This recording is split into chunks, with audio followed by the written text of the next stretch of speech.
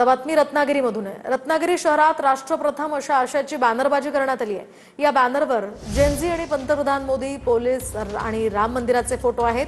शिक्षणालाही साथ, पोलिसांनाही मान अशा आशयाचा मजकूर या बॅनरवर सध्या पाहायला मिळतोय। मी विद्यार्थ्यांच्या पाठीशी, भारत सरकारचा सन्मान करतो असाही उल्लेख या बॅनरवर करण्यात आलाय। तर रत्नागिरी शहरामध्ये अज्ञाताकडून ही बॅनरबाजी करण्यात आली आहे। काही दिवसांआधी मुंबई आणि ठाण्यात सुद्धा अशा प्रकारची बॅनरबाजी पाहायला मिळाली होती।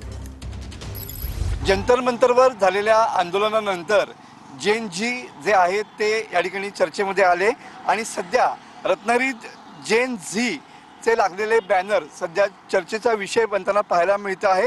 रत्नागिरी शहरातल्या मुख्य रस्त्यांवरती सध्या हे बॅनर झळकताना पाहायला मिळत आहे।